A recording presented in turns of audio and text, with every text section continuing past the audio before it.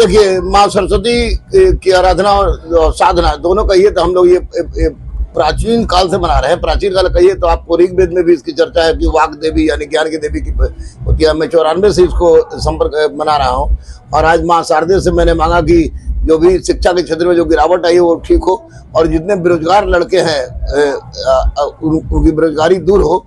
और निश्चित रूप से माँ शारदे इस बात को पूरा करेंगे, क्योंकि जब माँ शारदे से जब इस तरह की बातें हम लोगों ने उठाई है, माँ शारदे ने उसको पूरा किया है।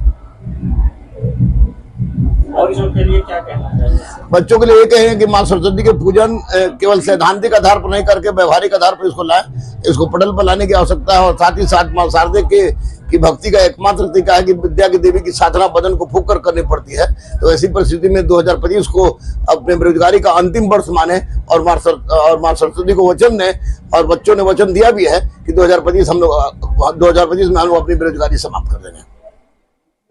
समाज के लिए क्या संदेश होगा, क्योंकि समाज के लिए भी एक प्रेरणा स्रोत है आप? देखिए, सबसे बड़ी बात है कि इस दम्य गुरुकुल में पहला ऐसा संस्थान है कि यहाँ पर हिंदू मुस्लिम और सिख, अभी तो ईसाई नहीं थे लेकिन अगले बार वो भी थे, हिंदू मुस्लिम सिख सब उसी तन्मयता के साथ माँ सरस्वती का पूजन करते हैं जो सब लोग करता है। और विद्या की देवी सरस्वती किसी की इकलौती नहीं है और ना ही किसी का उस पर ही है, ये सारे लोगों की देवी है और विद्या पर सबका अधिकार हो। इसलिए बहुत ही स्पष्ट रूप से मैं कहना चाहूंगा कि backward forward SC ST Hindu Muslim की बात को छोड़ के आपस में समरसता बनाइए, क्योंकि समरसता के बल पर ही माँ सरस्वती के आशीर्वाद से हम लोग भारत को विश्व गुरु बनाने की जो बढ़ रहे हैं उसमें पूरा होंगे। कुर्था में बच्चों के लिए अपने गुरुकुल भी बनाने जा रहे हैं। कुर्था में आपको कुर्था के मानिकपुर में ज्ञान असली गुरुकुलम का निर्माण हुआ है और 10 मार्च को इसका ओपनिंग है। 1 अप्रैल से इसका शुरू होगा। उसमें गरीब, अनाथ, असहाय, दिव्यांग, ट्रांसजेंडर सहित के परिवार